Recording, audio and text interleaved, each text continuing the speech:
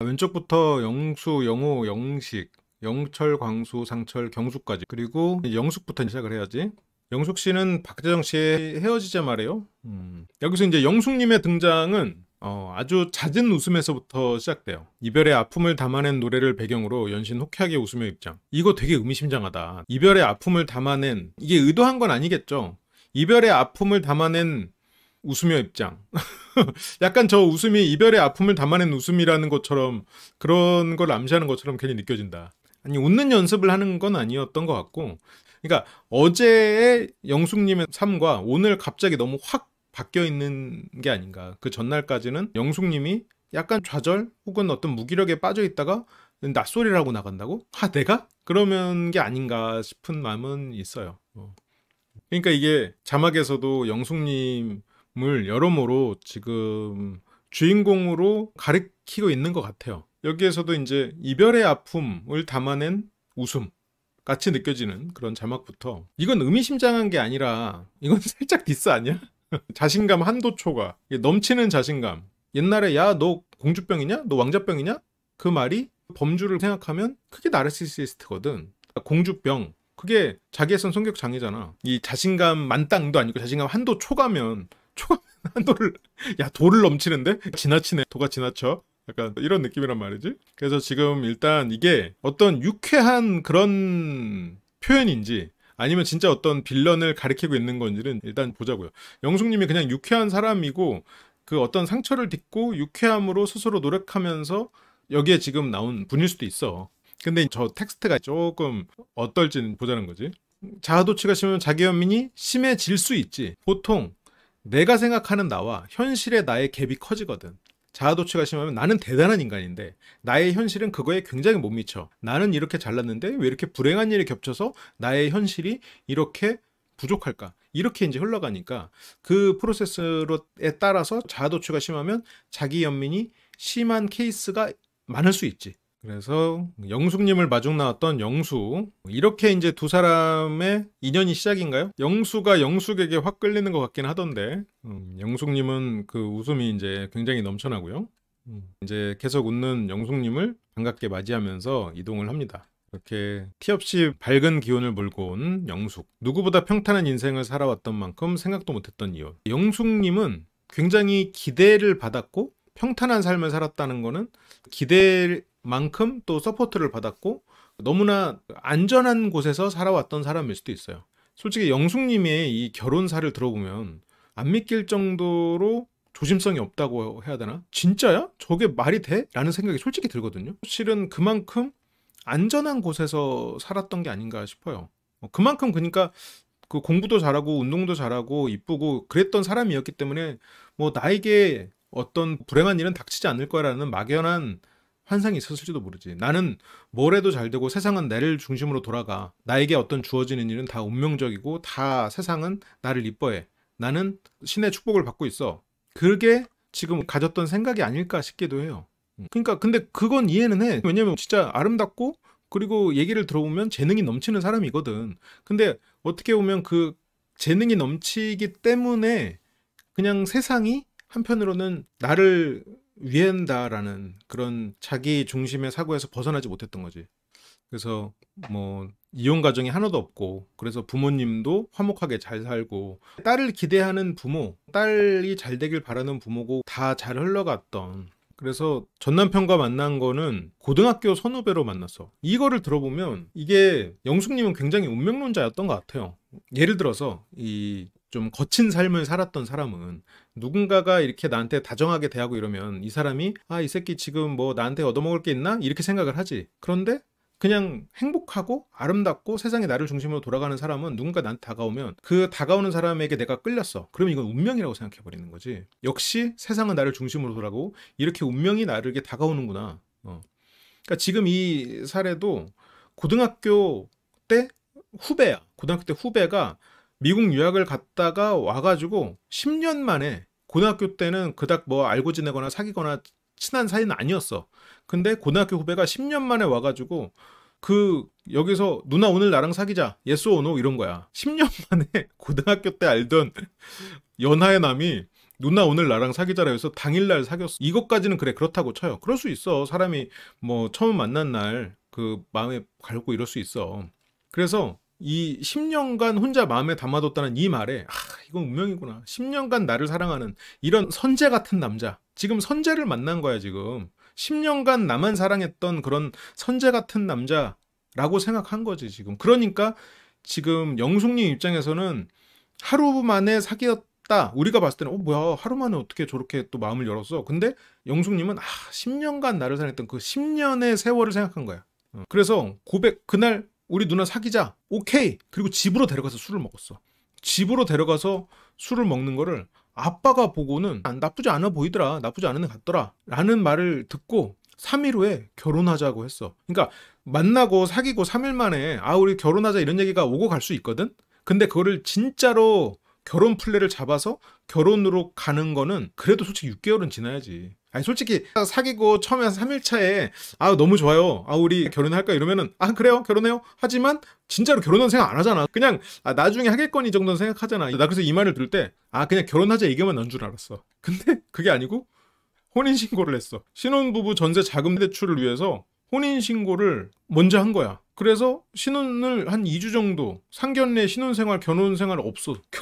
근데 이런 케이스를 진짜 듣도 보도 못했거든. 내가 진짜 엄청 많은 케이스를 접하잖아요. 아니 그러니까 이게 지금 상견례도 없어. 결혼식도 없어. 신혼생활도 지금 아까 2주라고 했는데 그냥 뭐 연애 기간이지. 이게 누가 이걸 말을 하면 솔직히 안 믿어. 근데 이걸 거짓말이라고 하기에는 이걸 거짓말을 하는 건 말이 안 돼. 거짓말을 짜낼 거면 뭔가 자기를 포장하는 그런 말을 하겠지. 이거는 솔직히 말을 하면 이건 영숙님한테 미안한 표현인데 이거는 진짜 이게 어떤 지능적인 하자가 있거나 부모님이 안 계셔가지고 어떤 조언을 해줄 사람이 주변에 하나도 없다거나 그렇다면 이해가 가.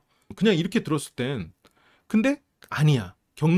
영숙님은 똑똑한 사람은 맞아. 그런데 세상 물정을 몰랐고 그리고 세상 물정을 몰랐던 이유가 멍청해서 몰랐던 게 아니라 자신을 너무 믿었기 때문에 나에게 불행한 일은 있을 수가 없어라고 생각했어. 나에게는 운명적인 일이고 행복한 일이 있을 줄 알아. 이거 중학생, 고등학생 중에 조금 이렇게 잘 나가는 애들은 다 그렇게 생각해요, 실은. 세상이 다 자기를 중심으로 도는 줄 알아. 이게 공부 좀 어느 정도 하거나 아니면 인물 괜찮거나 그런 애들. 그런데 그것이 보통은 성인이 되고 깨지고 그러면서 세상에 대한 약간의 의심도 생기고 나에게 어떤 일이 너무 좋게만 흘러가면 이거 이상한데라고 생각도 하고 잠깐 이게 수순을 따졌을 때 뭐가 문제가 있는 것 같은데라고 생각을 하는데 영숙님은 그렇게 생각을 못해. 영숙님은 본인이 너무 뛰어났다고 생각했고 본인에게는 부정적인 일이 벌어지지 않을 거라는 믿음이 있었어. 세상은 나를 중심으로 도니까. 나에게는 운명적이고 행복한 일만 일어날 거라는 막연한 믿음이 생기는 거야. 잘못된 믿음이지. 그러니까 저런 일이 생기는 거예요. 지금 결혼식도 안 하고 저것도 안 하고 뭐도 안 해. 근데 전세 자금 대출을 위해서 혼인신고를 해야만 했다는 거는 실은 경제적으로 그렇게 윤택한 사람도 아니었단 말이야 지금 상대가. 이렇게 서둘 이유가 없었어. 전세자금 대출을 이렇게 갑자기 받아야 되고 그러니까 이게 솔직히 창피한 말이거든. 아니 왜냐면 이게 있을 수가 없는 일이니까 자기도 알아. 그러니까 이건 거짓말이 아닐 거야. 영숙님이 솔직하게 어떤 자기의 치부를 그냥 솔직하게 드러낸 것 같아. 근데 그건 너무 좋은 것 같아요. 오히려 그냥 내가 옛날에 그런 실수했어 드러내고 오히려 그렇게 되면서 거기에서부터 이게 일종의 뭐 진짜 많이 넓게 봐서 보이스피싱을 당한 사람의 심리랑 비슷한 범주의 고통을 겪지 않았을까? 그냥 단지 상실에 대한 고통뿐만이 아니라 약간 보이스피싱을 당한 사람도 그런 마음이 든다잖아요. 자기 자신에 대해서 혐오가 든다잖아. 어떻게 내가 그걸 속을 수 있지? 이런 생각이 든다잖아. 영숙님도 내가 어떻게 그런 짓을 할 수 있지? 어떻게 그런 사람하고 혼인신고를 할 수가 있지? 이렇게 생각을 하잖아. 그런 과정을 겪었을 거라고 봐요. 근데 부모님은 영숙님을 너무 믿었던 것 같아. 똑똑하고 우리 집에서 되게 있을 수 없는 그런 재능을 보인 애라고 생각했을지도 모르지. 부모 입장에서. 그래서 얘가 하는 거나 얘의 선택은 다 옳을 거라고 믿었어. 그런데 다 옳지는 않은 거지. 이쁘고 공부도 잘하고 스포츠를 잘했을지 모르지만 인간에 대한 이해는 그만큼 뛰어나지 않았을 수도 있는 거야. 가끔 그런 경우가 있거든. 부모님이 예를 들어서 영숙님이 그렇다는 게 아니에요. 부모님이 진짜 평생을 예를 들어서 뭐 장사만 했어. 진짜 장사만 하면서 애들을 열심히 키워가지고 할 줄 아는 거라고는 장사밖에 없는데 얘네들은 공부를 잘해. 부모님 막 중졸이고 막 고졸이고 이런데. 그러면 그리고 막 어렸을 때 막 3살 때 피아노를 쳐 막 신동이야. 그러면 장사로 번 돈을 얘한테 다 때려 박으면서 학원 10개, 20개 다니고 피아노도 다니고 다 잘해. 다 시켜줘. 얘는 다 잘해. 근데 얘는 반대로 말하면 뭐 하나를 깊게 파는 능력은 좀 떨어질 수도 있겠지. 근데 어쨌건 부모 입장에서는 얘는 너무 대단한 애야. 어려서부터. 너무 기대가 돼. 그러니까 얘의 선택이나 이런 게 옳을 거라고 믿는 거지. 부모 입장에서는. 근데 인간에 대한 이해도는 장사를 평생 해오신 중졸의 부모님이 더 뛰어날 수도 있는 거야. 인간에 대한 이해를 높이는 거는 결국 경험과 이론 두 가지가 다 도움이 되겠죠? 그런데 치열한 경험을 하긴 해야겠지. 그래서 이게 지금 결혼 생활도 안 하고 그냥 이혼녀만 된 거야. 아마 영숙님이 가장 어이가 없을 거예요. 그러다 보니까 자기에 대한 그런 믿음을 더 강화시키는 방식으로 이거를 더 내려놔둔 거야. 내가 이런 경험이 있어도 나는 대단해. 나는 똑똑하고 누구보다 잘났어 라는 거를 계속해서 그냥 믿으려고 애를 쓰지 않았을까 싶어요. 그리고 확실하게 또 이게 뒤에서 나오는 그런 장면들을 보면은 영숙님은 과거의 영광이 확실히 더 화려했던 사람 같아요. 그 안에 어떤 큰 추억이 있는 것 같아. 신혼집이 채 정리도 안 되고 꾸미지도 않았는데, 그러니까 전세 대출까지 받아가지고 집은 구했고, 집은 구했는데 2주 만에 이걸 이혼이라고 해도 되는 거야? 그치, 이혼은 이혼인데 참. 직업은 아직 모르겠어요. 그래도 뭐 직장, 좋은 직장 다니고 있겠죠. 안정적이고. 그렇지 않을까? 연예계 쪽의 사람은 아닌 것 같은데, 가수나 그런 직업의 사람은 아닌 것 같아요. 그래서 이혼 사유로 부딪혔던 재정적인 문제와 종교적인 문제, 재정적인 문제가 있었겠지. 경제적으로 뭐 문제가 없었으면은 전세 대출을 받기 위해서 혼인신고부터 해야 되고 그러진 않았겠지. 여기는 천주교고. 근데 종교 문제면 상대가 다른 종교였나? 그래서 저랑 그 시간을 함께 한다든지 강압적인 그런 부분이나 마찰로 생기는 거는 저는 절대 원하지 않거든요. 나는 종교가 없는 거나 다름없다. 종교로 인해서 불편함을 얘기한 거는 광수밖에 없었죠. 일단 남자 중에선. 아빠가 봤을 때 독실한 남자니 얼마나 건전해 보였겠어요. 근데 그 종교를 강요하니. 그게 보통의 어떤 결혼의 서사라면 그 말이 맞을 것 같은데요. 이분들에게는 그런 것도 적용 안 되는 것 같아. 왜냐면 아버지가 뭐 그런 독실함을 뭐 보고 말고 할 게 없어, 지금. 뭐 만난 지 연애한 지 3일 만에, 그러니까 아빠가 본 거는 술 마시는 모습 정도 본 거고 상견례도 안 했어. 상견례도 안 했고 혼인신고만 한 거고 그것도 2주 만에 헤어져 버렸어. 그러면 뭐 그 아빠가 남자친구가 얼마나 독실한지 많은지 알게 뭐야. 2주면은 교회를 다닌다고 해도 가봤자 2번인데 뭐. 아빠가 그냥 뭐 나쁜 애는 아닌 것 같다. 술 마시는데 그냥 그 정도 말하고 말았겠지. 직업이 궁금하긴 해요. 그래서 만남에 있어 더 이상의 종교적 마찰이 생기는 걸 원치 않는.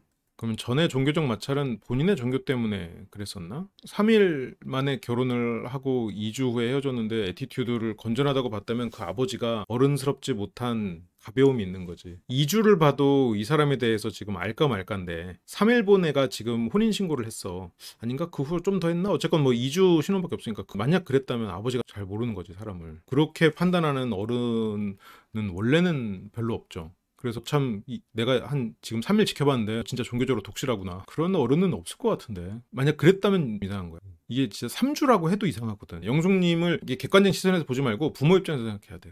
그러니까 2주 동안 아버지가 지켜볼 시간이 있던 것도 아니에요. 2주 동안 이 두 사람이 툭탁툭탁 하다가 헤어진 거야. 아버지가 지켜볼 수 있는 시간은 그 2주 전에 며칠이야. 며칠 중에서도 집에 와서 술 마시는 모습 본 게 다야. 내가 봤을 땐.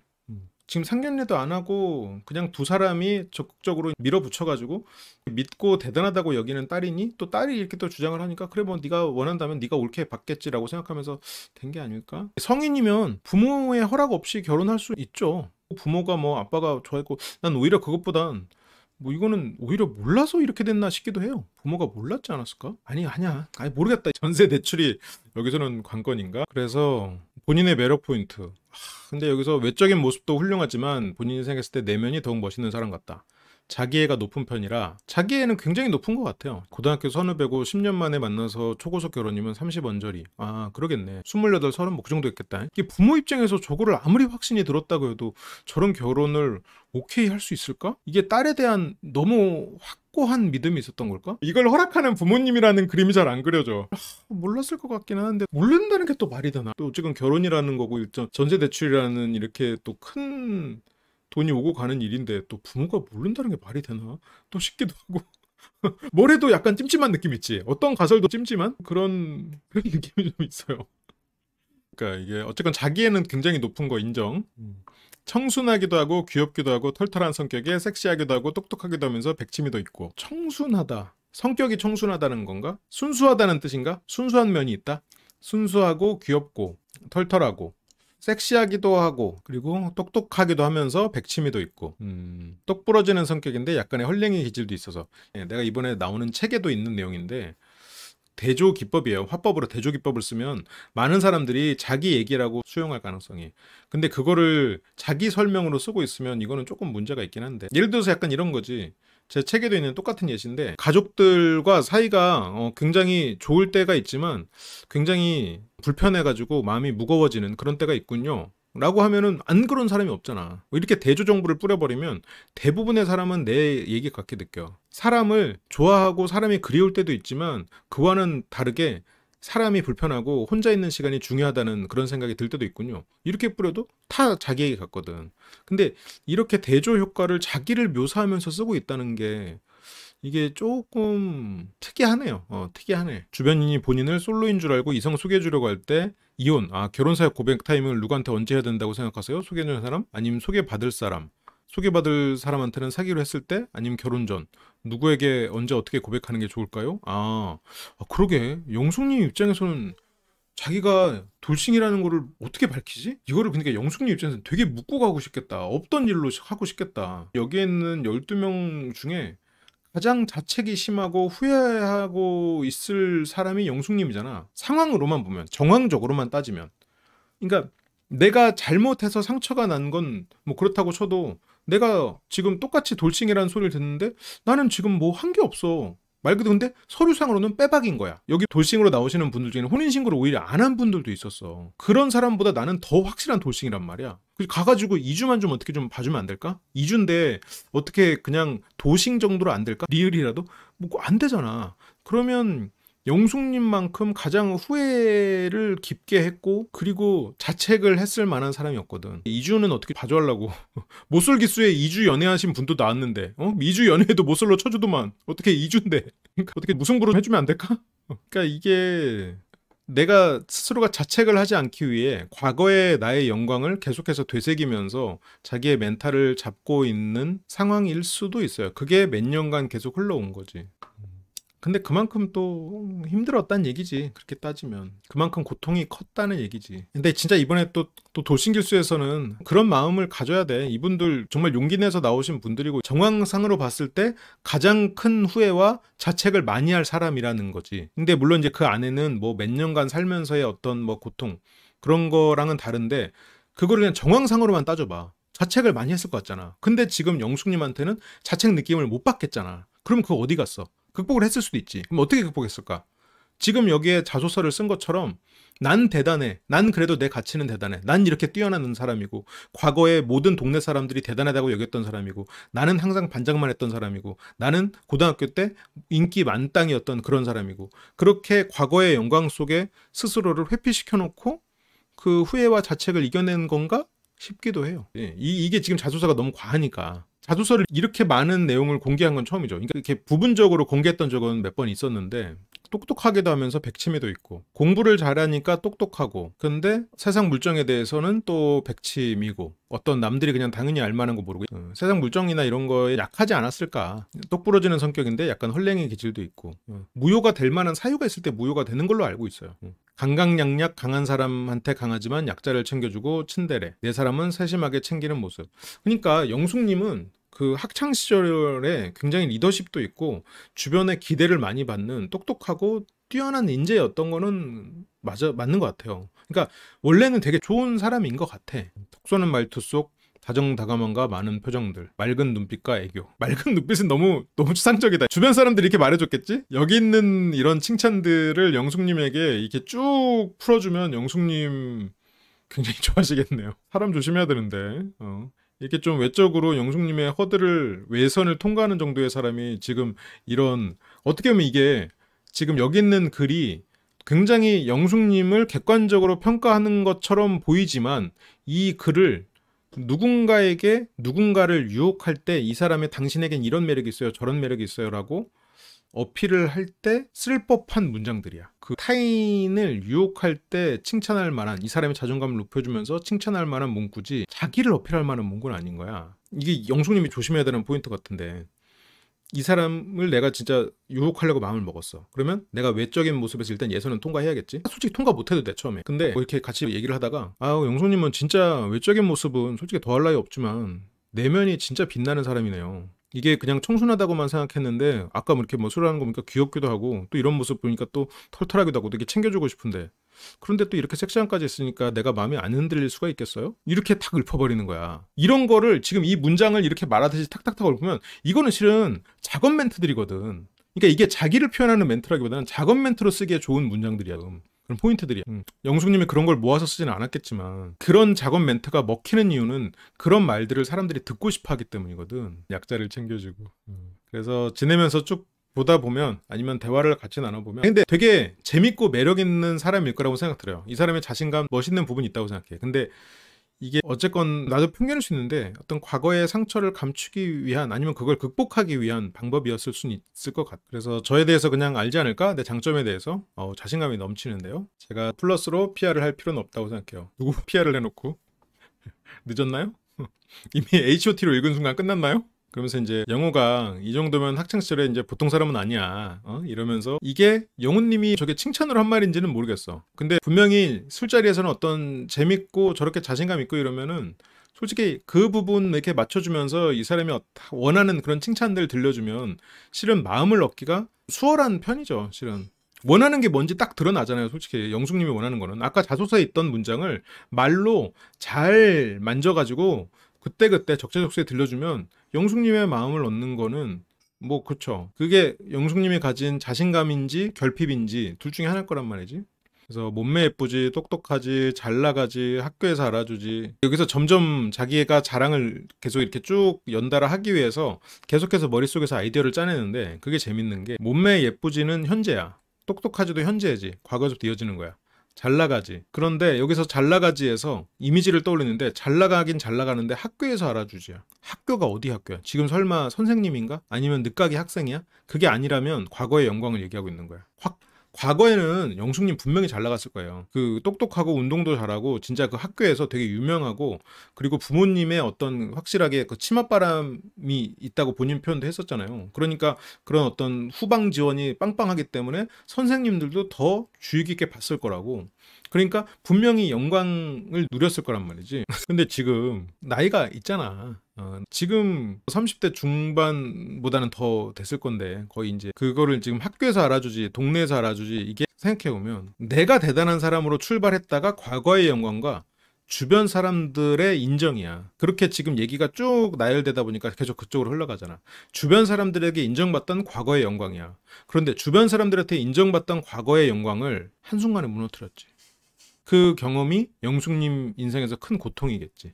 근데 이제 이런 영숙님의 속도 모르고 똑똑한 거는 증빙이 되냐고. 이 장면을 보면은 영호님하고 영숙님만 물론 모르지. 또 영호님이 또 어떤 다른 분에 꽂힐지 모르겠지만 영호가 자기 몸을 긁으면서 영숙님을 긁네요. 근데 영호님이 긁으려고 이 말은 한 건 아닐 거야. 말 그대로 그냥 팩트를 파악하고자 한 얘기이겠지. 아직 영호님 성격을 정확히는 모르겠지만 수학은 못했는데 그것 빼고는 다 잘했어. 과목이 10과목이어도 보통 국영수 해가지고 수학이 차지하는 범위는 40% 정도 되지 않나요?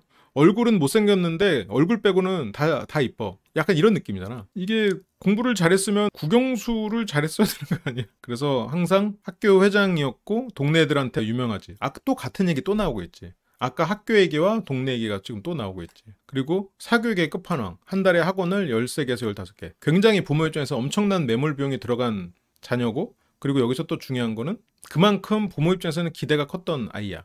학원을 10개를 다녔어요. 이거는 뭐 부모의 재력? 근데 이것도 부모의 재력은 아닐 수도 있지. 아까 전세 대출 때문에 혼인신고를 할 정도면 아니지. 근데 부모의 재력은 있는데 뭐 부모의 도움을 받지 않고 전세 대출을 받았을 수도 있겠지.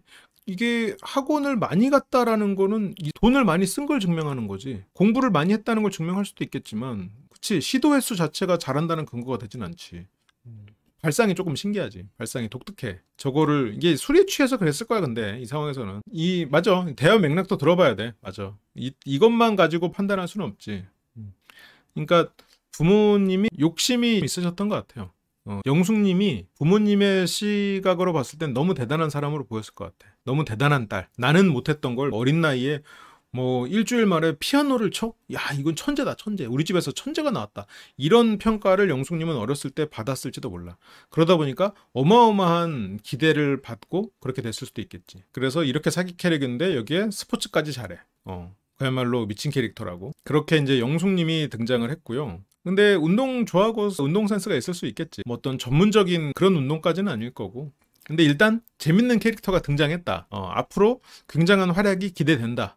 그리고 이분은 지금 현재 영수와 영숙 지금 확실하진 않지만 영수 씨가 굉장히 눈여겨보고 있다. 기대하고 있다. 이제 호기심을 있는 눈빛으로 보고 있다. 그러니까 이게 영숙님 얘기가 아니고 어떤 소비가 그 사람의 부를 대변하지 않거든요. 어떤 소비를 통해서 부를 과시하려는 사람들이 있지. 그리고 어떤 소비를 보고 저 사람이 부자구나 착각하는 경우도 있고, 아니면 기둥을 뽑지 않게 부자일 수도 있겠지. 모르죠. 일단 봐야지. 다른 맥락이 있겠죠. 그렇게 영숙님을 보고 있는 영수님, 아이 컨택도 하고요. 그리고 두 번째 이제 정숙님으로 넘어갑니다. 이 터지면서 꽂히면 직진, 미남 콤플렉스 극복기. 미남 콤플렉스 극복기 정숙이라고. 옷이 정말 과감하다고 해야 되나? 특이하다고 해야 되나? 확실히 눈길이 가는 그런 의상을 선택하신 것 같아요. 이번에는 근데 고집 특집, 프레임 특집이라고 했던 게 자기 틀이 굉장히 강한 분들. 병진이 형이 나오셨군요. 정숙 요즘에 제일 핫한 이름인데 하면서 앉으면서 얘기를 나누는데, 뽀뽀 정숙. 이때가 이제 20기 정숙님. 이제는 뭐 공식적으로 뽀뽀 정숙으로 부르는군요. 의상이 눈 둘 데가 없는 좀 그런 느낌이긴 하죠.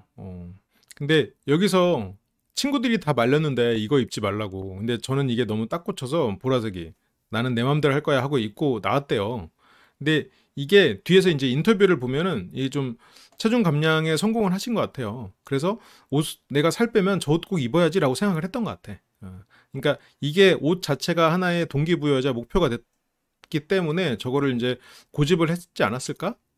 싶기는 해요. 그리고 직업은 변호사. 변호사 같이 안 보인다는, 변호사 같아 보인다는 말을 좀 안 좋아하긴 한다. 변호사라는 직업은 대단히 훌륭한 직업이고 문과 계열의 끝판왕이잖아. 이 이과 쪽의 끝판왕이 의사라면 문과 쪽에는 끝판왕이 변호사잖아요. 뭐 정말 대단히 좋은 직업이죠. 근데 변호사는 또 어떤 직업이냐 하면은 져서는 안 되는 직업이고, 항상 이 전투에서 속에 살고 있는 그런 직업이다 보니까 사람들이 무서워할 수 있지. 무서워하는 경우가 있지. 약간 지지 않는 성격일 것 같다라는 편견 때문에, 그래서 이제 사람들이 기피하는 사람들이 일부 있죠. 정숙님은 찌질이 컬렉터래요. 찌질이 컬렉터. 저기서 근데 정숙님이 말하는 찌질이는 그냥 어떤 찐따 같은 그런 찌질이가 아니라 자기 인생을 제대로 건사하지 못하는, 뭐 남에게 의지하고 이 사람에게 얹혀 사는 삶이 부끄럽지 않은 사람들, 그거를 이제 찌질이라고 표현을 하는 거죠. 과하게 소비하면서 그만큼 노력을 하지 않았던, 그거는 그 전 연인들이 원래 과하게 소비했을 수도 있겠지만 정숙님을 만나서 과하게 소비했을 수도 있겠지, 아니면 과하게 소비를 하기 때문에 정숙님 같은 사람을 만났을 수도 있겠지. 이분은, 정숙님은 지금 키 크고 미남만 좋아하잖아요. 예를 들어서. 그렇다면 키 크고 미남이면서 정숙님에게 매력을 느낄 수 있는 사람 중에는 물론 건실한 사람도 있겠지만, 정숙님이 이어야만 하는 사람은 어떤 사람이냐라고 하면 정숙님이 가진 사회적 능력과 재력이 동경의 대상 혹은 필요한 사람들이겠지.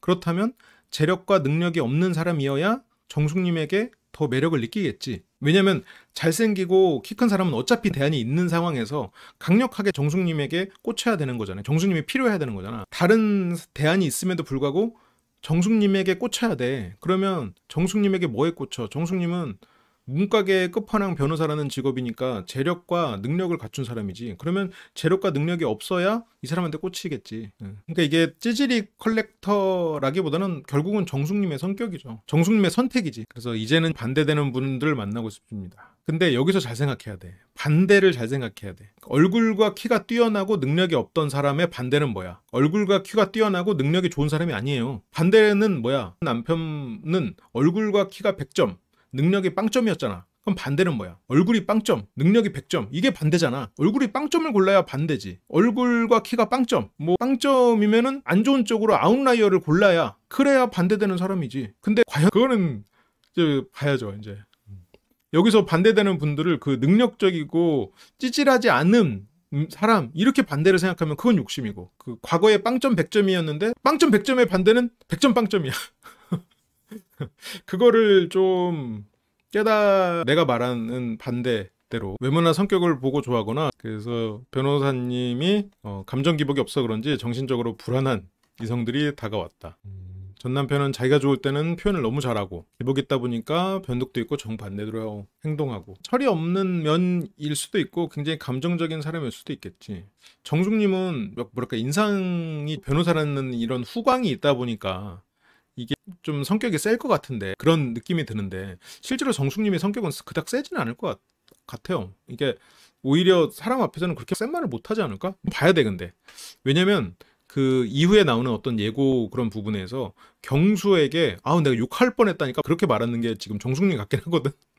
그래서 내가 많이 힘들었고 그렇게 기복이 있는 그런 사람을 맞춰가면서 계속 지냈다는 거는, 실은 정숙님은 내가 좋아하는 사람 앞에서 센 말 못하고 싫은 소리 못하는 그런 사람일 수도 있겠지. 그래서 저도 많이 힘들었었죠.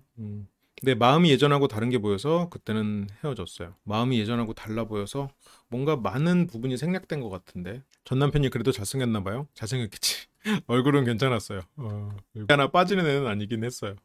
그래서 직장이나 이런 거를 잘 안 봤었는데 이렇게 얼굴만 보고 만나다가 또 힘들고 이러니까 이제는 최소한의 밥벌이는 해야 된다. 그러면 제로에서 최소한의 밥벌이, 최소한의 밥벌이는 어쨌건 그 평균에서 한 35%까지는 될 테니까 평균에 가까운 정도로 올라오는 거잖아요.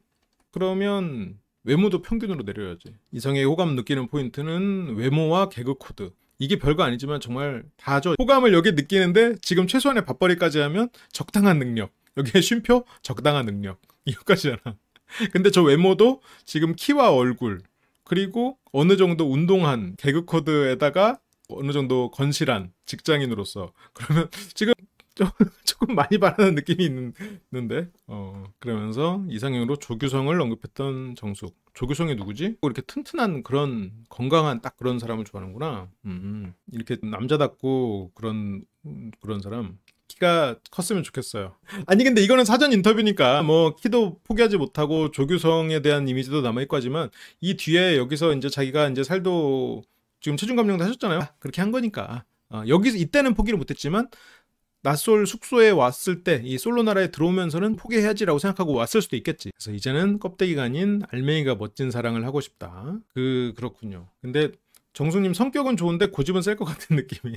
아니 또 그렇게 또 고집이 있어야 변호사도 되고 하겠지. 순자님의 삶을 보면 진짜 마음이 무겁더라. 솔로 나라에 화사함을 몰고 온, 아무도 모르게 건물 사이에 피어난 민들레. 건물 사이, 잠깐만, 이 말이 왜 있지? 뭔가 아무도 모르게 성과를 얻나? 아무도 모르게 연애가 되나? 뭔가 좀 누군가를 만나나? 근데 건물은 뭐야? 도시의 아스팔트를 뚫고 나오는 잡초 같은 느낌이잖아. 근데 잡초보다 아름다운 민들레인 거지. 그러니까 그 제작진 입장에서는 상당히 호의적인 문구가 아닌가? 저거는 굉장히 강한 생존력을 가진, 상당히 호의적인 문구 같은데, 노래 가사라고 해도 뭔가 활약이 있으면 좋겠네요. 굳세지만 아름다운, 뭔가 그런 의미로 담은 게 아닌가 싶어요. 원래는 장미인데 민들레로 오마주한. 팔에 있는 게 민들레 타투예요? 그건 몰랐어. 모르게니까 표현이나 이런 거를 제대로 못하는데 뭔가 그래도 잘 되나? 견뎌내줘서 고마워 라는 가사 내용이에요. 견뎌내줘서 고마워. 그런 건물주라고요? 순자가? 영훈님이 와서 순자님을 데려가네요. 여기에서 이제 인터뷰 할 때 일하고 왔대. 일하고 왔다고 하면서 웃는데, 순자님도 살짝 말실수나 이런 거를 충분히 할 수 있는 지금 여지가 있을 것 같긴 해요. 그래서 순자님이 제가 말실수를 할까봐 걱정되는 포인트는 지금 인간관계가 너무 없었어. 그래서 조금 걱정되는 포인트가 있죠. 그래서 야간 근무만 한다고 했을 때 이제 생각해 볼 수 있는 거는, 돈을 더 벌기 위해서 혹은 아이들 때문에, 둘 중에 하나를 생각해 볼 수 있는데, 뒤에서는 아이들 때문인 얘기를 또 하더라고요. 그래서 8시 40분에 출근, 6시에 퇴근. 저녁이지, 저녁 8시 40분. 거의 9시 다 돼서 출근을 해가지고 아침에 퇴근을 하는 거야. 그리고 아침에 이때 6시에 퇴근을 해가지고 아이들 학교 보내. 그리고 서너 시간 자고 점심에 일어나가지고 학원 가가지고 거기서 미용을 배우는 거야. 이거는 진짜 엄청난, 엄청난 생활력이라고 해야 되나? 첫째가 10살, 둘째가 6살. 두 명의 자녀. 그래도 많이 키웠네요. 10살이면. 그래서 40이 넘어가면 큰애가 사춘기. 지금은 그러면 30대 한 중후반 정도 됐겠네요. 굉장히 동안이네. 근데 저는 어쩌자고 여기 나온 건가 싶었어요. 언제 연애를 해? 그러게요. 연애가 쉽진 않을 텐데. 뭔가 순자님에게 꽂혀가지고 그 어떤 부분에 있어서 좀 경제적인 지지를 해줄 수 있는 사람이 있다면 모르겠어요. 근데 그게 또 현실적으로 또 힘들죠. 그래서 그때 가서 사춘기에 데리고 남자 만난다는 건 너무 죄책감이다. 그래서 40이 되기 전에 첫사랑을 찾고 싶어서, 많이 되기 전에 사랑을 찾고 싶어서. 근데 지금 조건상으로는 그러니까 너무 안쓰럽고, 그리고 이 생활력이나 저런 부분은 솔직히 정말 높게 쳐주고 싶거든요. 그 결혼을 하는 배우자에게서 가장 중요한 미덕 중에 하나는 생존력이에요. 어떤 삶의 의욕, 생존력, 그런 부분들이거든. 근데 그런 부분에 있어서 어쨌건 지금 순자님은 그치, 책임감. 순자님은 어쨌건 만점 줘도 되잖아. 이 정도 삶을 어쨌건 살고 있으면. 그래서 그 부분에서는 진짜 만점이고, 그런데 지금 상황이 일단 아이가 둘이고 연애할 시간이 없고 현실적으로 참 어렵다. 근데 너무 안타깝다. 지금 이 친구가 가진 어떤 자질이나 성품이나 이런 거는 참 훌륭할 것 같은데, 뭔가 가정을, 이 사람과 함께 가정을 꾸렸을 때 참 좋은 사람이다 싶은데, 근데 과연 이 사람의 어떤 현실적인 제약을 넘어설 수 있는 사람이 쉽게 나타나겠냐, 그런 생각이 들더라고. 그래서 더 안타까운 것 같아. 그래서 하루가 힘들어도 얘기할 데 없는 야간 근무자가 당 3명, 문인 직장. 야간 근무하면은, 그리고 또 뭐 서로 대화를, 모르겠다, 대화를 많이 할 수도 있긴 하지, 야간 근무하면. 근데 그렇게 한정적인 공간에서 일을 하고, 그래서 바깥에 있는 사람들이 너무 그리웠다. 감정을 나눌 수 있는 대화 상대가 필요하다. 충분히 그런 마음이 들 수 있겠지. 어른과의 대화를 거의 못하니까 당장 뭐 친구를 만나겠어, 뭘 하겠어. 그래서 저는 지금 이 대화도 너무 감격스러워요. 이때 약간 그 남PD님도 좀 울컥하지 않았을까? 이 친구는 꼭 출연시켜야지. 이번 낯설기수는 어떻게 돕고싶다, 이런 생각이 들지 않았을까? 그렇지 않았을까 싶어. 그리고 여기서도 이제 그 사람의 자체에 대해서 그립고 그런 건데, 근데 이게 또 한편으로는 또 하나의 제약이 뭐가 있냐면, 순자님의 상황으로 유추를 해보면 지금 순자님 같은 경우에는 외로운 상태잖아요. 외로운 상태인 사람들은 실제로 그러니까 나는 솔로에 사기꾼이 있지는 않겠지. 근데 굉장히 사기당하기 쉬운 심리 상태에 가까운 경향이 있어요. 이건 내가 사기 강의에도 올려놨어. 외로움과 사기 당하는 그거에 대해서 연관 프로세스에서 올려드렸었잖아요. 그러니까 누군가가 나의 어떤 결핍, 그리고 나의 이 외롭기 때문에 내가 필요로 했던 부분들을 충족시켜주면, 그러니까 내가 지금 배고픈 상태에서 누가 밥을 주면 밥 주는 사람 너무 좋잖아요. 최고잖아. 그래서 이상한 놈한테 빠져버리는 경우가 있어. 그래서 지금 순자님이 너무나 나는 지금 응원하고 싶고, 이 사람의 어떤 책임감, 그리고 성실함, 그리고 이런 생활력 너무 대단하다고 생각하거든. 근데 지금 현재 순자님의 상태는 약간 좀 걱정되는 포인트들이 있어요. 잘 극복해 내갔으면 좋겠어. 그러다 보니까, 그리고 또 순자님이 굉장히 한정적인 곳에서 오랫동안 또 살았을 거 아니에요. 예를 들어서 순자님이 20살부터 이런 인생을 살았다고 쳐봐요. 10년간. 그러면 순자님의 연애관은 20살에 머물러 있어. 순자님이 지금 30살인데 20살의 연애관에 머물러 있으면 20살처럼 남자를 봐. 그래서 연하에 얼굴 번들을 그런 애한테 막 갑자기 훅 빠져버려. 그러니까 좋게 말하면 20살은 연애 어떻게 해요? 장점 하나만 있으면 빠져. 잘생긴 거 하나만 보고도 빠지고, 막 허세에도 빠지고. 근데 뭐 20살의 연애가 끝나진 않았겠지. 뭐 30살가 빠졌으면 어쨌든 그때에 머물러 있을 가능성이 있어. 그래서 여러 가지로 지금 상황이, 순자님이 어쩌면 지금 나는 솔로에 나온 건 되게 잘한 거야. 이걸 통해서 극복을 하면 돼. 여기는 그래도 사람들이 어느 정도 증빙이 된 사람들이고 좋은 사람들이니까, 여기서 물론 뭐 우리가 빌런 해도 그 사람들이 막 뒤가 구린 사람들은 솔직히 거의 없었잖아요. 그래서 순자님한테는 그래도 안전한 실험실일 수 있을 것 같아. 우리가 사회에서 보는 진짜 빌런들은 정말 상상도 못하는 놈들이 많잖아, 진짜. 그러니까 여기는 최소한 그런 사람들 없고, 검증돼 있고, 그래도 다들 성실하게 자기 인생에 있어서는 최선을 다해서 살아온 사람들이 많단 말이에요. 난 그런 면에서 순자 씨는 참 잘 나온 것 같아. 안전한 실험실이 돼줬으면 좋겠어. 여기서 어떤 상처가 있더라도 극복해야 되는 게 그러니까 참 많은 거지. 그래서 순자 씨가 그런 부분을 좀 극복하길 바라는 마음이 있어요. 에너지도 없고 친구도 없고, 하다못해 이게 단독방 있을 거 아니야. 그럼 단독방에 사람들이 올리는 그 텍스트만 봐도 솔직히 좀 힘이 나잖아. 나한테 이런 친구들 있다, 우리 동기들, 이러면서. 그런 걸 보면 간호사는 아닌 것 같아. 간호사면 굳이 미용 일을 배울 필요는 없지. 왜냐면 간호사는 취업 걱정을 상대적으로 좀 덜하는 직종이잖아요. AI와 로봇이 발전해가지고 직업이 없어진다고 해도 간호사는 의사보다 늦게 사라져. 그런 얘기가 있어.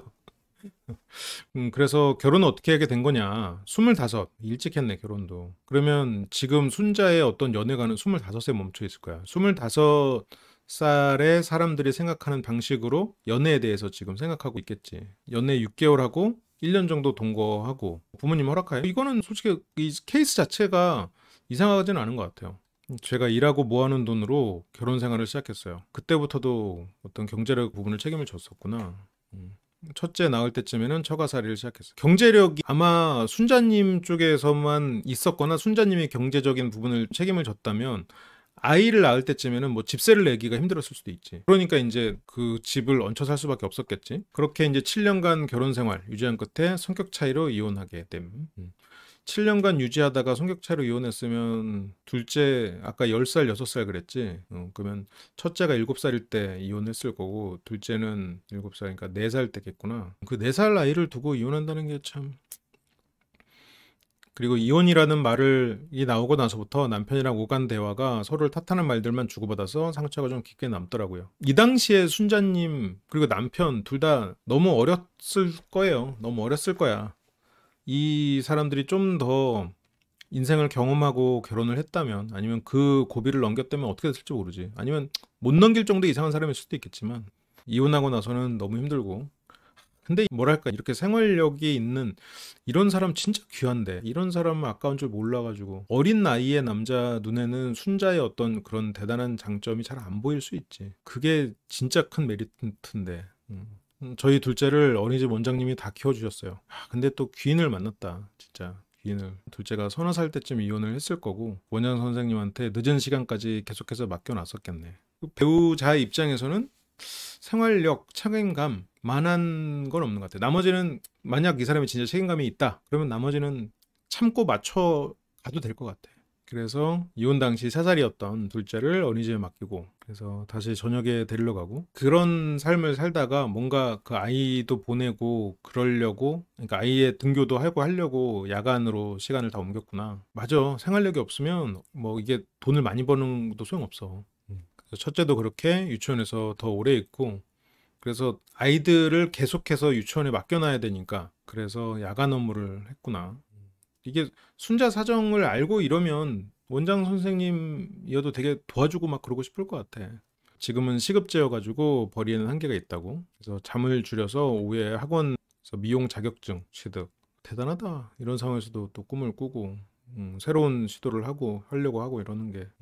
근데 이게 참 순자도 어떻게 보면 어린 나이에 이런 치열함을 했다면 달랐겠지. 근데 그게 또 참 쉽지 않아. 그게 엄마로서 아빠로서의 생기는 힘이긴 하죠. 그 책임감이 이런 의지를 만들어내는 건 있으니까. 그래서 여기서 뭐 취미생활을 즐길 만한 여유가 거의 없었겠네요. 잠잘 시간도 없는데 취미생활 즐길 시간 있으면 자야지. 아니면 애들이랑 놀거나.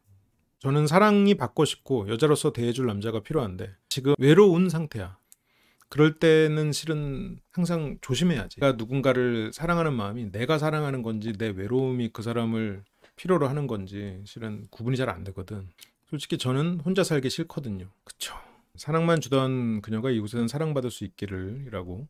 뭔가 자막도 순자에 대해서 상당히 호의적이라는 게 느껴져요. 그러니까 어떤 순자가 어떤 부정적인 모습을 보일지도 모르지만 그래도 호의적이지 않나. 현실적으로 순자 씨는 그러니까 되게 응원하고 싶은 사람인데 현실적으로 힘든 제약이 참 많다. 지금 심리 상태도 그렇고 처해진 상황도 그렇고 그리고 심리 상태나 이런 걸 떠나서도 지금 순자의 어떤 연애관이 지금 25에 머물러 있을 가능성이 크고 막 그러다 보니까 여러모로 힘든 조건들을 뚫고 올라가야 되는데 과연 그게 이제 또 하나의 관건인 것 같아요. 가야지 하러 왔으면 가야지라고 스스로에게 용기를 북돋아주고 있는 이분은 영자님입니다. 화이팅 넘치는. 순자님이 못 들어서 자막으로 위로하나? 근데 순자님이 누군가를 못 만났어도 이 프로 출연은 정말 잘한 것 같아요. 영자님 원피스, 단정한 원피스를 입고 씩씩하게 굉장히 원피스와 걸음걸이가 상당히 매칭이 되지 않는 느낌이 좀 있었어요. 걸음걸이가 약간 그 워낙 위풍당당하셔가지고 솔직 털털 유쾌 위기 속의 유머를 보는 혜안이라고. 영자라는 캐릭터를 보면서 앞으로 영자 씨가 여기서 나와서 행동하는 그런 모습을 보고 추정해도 되잖아. 그걸 보고 판단을 하는 게 좋을 것 같아. 어쨌든 여기서는 뭐 유쾌라는 단어도 있고 유머를 보는 혜안도 있으니까 위기 속 여기서 낯설에서 위기는 뭐야? 고독짜장 2번 고독짜장 2번 탁 먹었는데 유머를 보는 혜안이라는 거는 그래도 거기에서 뭔가 또 로맨스를 포기하지 않고 역전을 노리는, 결과는 어떻게 될지 모르지만 그런 게 나오나? 그렇잖아. 여기 위기라는 게 그거 아니야. 고독 속 면치기 딱 하고 거기서 이제 유머를 보는 그런 분들. 아무튼 영찬이도 샴페인 터뜨렸나? 그 위기는 물론 뭐 다른 걸 수도 있겠죠. 영철님 반갑네요. 다음 주에 영철님의 민망한 모습도 예고되어 있는 것 같은데 기대하고 있습니다. 그래서 이거 어느 쪽으로 그래서 이제 영자님이 짐 드리려고 홍삼을 챙겨와서 홍삼을 주고요. 다 같이 일어나서 인사를 하는, 캐리어를 이름표를 떼고 있는 와중에 캐리어를 넘겨주면서 여기서 눈을 마주치고 가네. 누구야? 영철은 지금 영자가 아닌 다른 사람한테 관심 있는 것 같은데, 그러면 누구야? 영숙이야? 영숙인 것 같기도 하고. 그러면서 뭐 왔으니까 서로 이쁘다고 서로 포장도 해주고. 미국에서 태어났군요. 이중 국적자. 아버지가 외국에서 공부할 때 공부할 때면 힘들었겠다. 진짜 힘든 시기를 버텨오셨네. 아버지가 외국에서 공부하고 어머니도 공부하진 못했을 거 아니야. 아닌가? 집안이 부자면 할 수도 있겠다. 근데 어쨌건 그 생활이나 이런 부분이 쉽지 않았을 텐데. 그치 뭐 부자라는 얘기일 수도 있고. 어쨌건 어머니도 고생 좀 했겠네. 그래서 아버지는 어쨌건 해양생명공학 교수가 됐고, 영자는 전직, 지금 그만뒀고, 꽤 큰 병원에 12년, 대학병원에 12년차 간호사면 그 경력을 쭉 가도 됐을 텐데 그걸 그만두셨네. 산부인과 간호사. 그래서 현재 다른 꿈을 향해 도전 중. 이게 궁금했어. 이거 안 나왔죠? 이게 아버지 직업은 나오는데 본인의 현재 직업은 안 나왔어. 근데 현재 직업은 그러니까 어쨌건 지금 옮겨가는 중인 거지. 근데 뭐 간호사는 뭐 잠깐 다른 꿈을 꿔도 크게 걱정 안 해도 되는 직업이긴 하죠. 원래 그런 대학병원 막 큰 병원으로 다시 돌아가지는 못한다 하더라도 그 일자리 걱정을 그래도 좀 덜 해도 되는 직장으로 알고 있어요. 다른 꿈을 좀 꿔보다가 뭐 할 수도 있겠지. 그러니까 간호사 백수는 보통 백수랑은 조금 다르지. 그러니까 취업에 있어서 조금 자유로운 부분이 있으니까. 그래서 결혼은 어떻게 만났냐라는 게 뮤지컬 동호회 취미가 맞는 분을 만났군요. 전 남편을 만나서 연애에서 결혼까지 7년의 연애 7개월의 결혼. 이거 참 이런 케이스들이 많은데, 근데 뭐 7개월? 애매하지 않지. 짧은 기간이지. 이런 케이스들이 물론 영자님이 그렇다는 건 아닌데, 이거에 대해서 제가 전에 잠깐 말씀을 드렸는데, 이런 케이스 중에 어떤 케이스가 있냐면, 어떤 이게 남녀를 떠나서 카리스마 있고 통제적이면서 이 사람이 어떤 지시를 하는데 항상 옳은 말을 하는 그런 사람이에요. 그래서 그런 부분을 멋있다고 생각해. 이 사람은 항상 옳은 걸 알려주고 내가 혹시라도 놓치는 거를 항상 체크해주고 항상 꼼꼼하면서 나에게 바른 길을 알려주는 뭐 아빠 같은, 아니면 어쨌건 엄마 같은 그런 엄격한 그런 사람이야. 그런 사람이랑 연애를 해. 너무 멋있어. 가끔 좀 내가 쭈그러드는 것 같지만 그래도 이런 사람 만나니까 너무 멋있어. 그건 연애할 때야. 결혼하면 어떻게 돼? 그 사람이 상주에 있어. 옆에 항상 상주에 있어. 내가 쉴 곳이 없어. 그러니까 이 사람이랑 연애를 할 때는 어때? 이 사람이랑 있을 때, 아니면 뭐 같이 여행 갔을 때 그렇게 지적을 받거나, 아니면 뭔가 이 사람이 어떤 딱 했을 때 야, 역시 이 사람 문제 해결력이 있구나. 그래도 조금 날 살짝 태웠으니까 그래 마음이 그렇지만 그래도 이렇게 멋있는 사람, 카리스마 있고 어쨌건 내가 부모님 돌아가시고 그러면 내가 그래도 이 사람 의지하면서 살아야지, 이렇게 생각을 해. 그런데 쉴 곳이 없어지는. 그래서 그러다 보니까 이게 연애가 긴데 결혼을 했을 때 갑자기 이렇게 금방 끝나는 경우는 그런 케이스도 있더라고요. 뭐 영자님이 꼭 그런 케이스라는 건 아닌데 그런 케이스도 있고, 그리고 연애를 할 때는 전혀 보이지 않던 충돌이 이제 결혼에서 충돌. 그거는 어쨌건 생활 영역에서 일어나는 일이지. 생활 영역. 사소한 거라면 사소한 건데 그게 뭐 계속해서 충돌하는 것들. 그렇다면 그 두 사람은 서로가 생활 문화가 굉장히 달랐던 사람이고, 달랐기 때문에 서로가 또 재밌어 했지. 이 사람이 어떤 자유로운 어떤 사고방식 때문에 나는 이 사람을 좋아했고, 이 사람은 좀 있는 집에서 어떤 품위를 가진 것 같아서 좋아했는데, 결혼을 하니까 자유로운 줄 알았는데 뭐랄까, 말을 세게 할게요, 천박하고 게을러. 이 사람은 품위가 있는 줄 알았는데 굉장히 깐깐하고 강박적이야. 그러면서 7개월간 부딪혀서 싸우는 거지. 연애할 때는 아까 품위 있고 자유롭다, 둘 다 좋게 생각했는데 결혼을 하니까 그게 깐깐하고 천박함으로 바뀌어버리는 거지. 그러면서 7개월부터 이렇게 막 된 게 아닌가. 그런 생각도 들고 이런 여러 가지 소설이 있는 거죠. 다양한 생각을 해볼 수 있는 거지. 근데 그거는 뭐 영자님의 잘못이라는 게 아니라 서로가 안 맞았던 거라고 봐야죠. 근데 혼인신고를 안 했어. 요즘에는 흔한 케이스죠. 혼인신고를 애가 생기면서 하기도 하고 결혼한 지 2000일 되면 하자 뭐 2000일 기념 혼인신고. 요즘에는 많이 그렇게 하지. 아까 영숙님 케이스가 특이한 거지. 뭐 영자님 케이스 자체는 뭐 그렇게 특이한 케이스는 아닌 것 같아. 그래서 결국 혼인신고를 안 한 상태로 2020년 7개월 연애, 7개월 결혼 생활이 2020년 배우자의 귀책 사유로 이혼을 했고요. 그래서 사실은 좀 무거운 얘기인데 전 죽으려고 했거든요. 무거운이 아니라 무서운 아니야? 무겁지 않고 무서운데?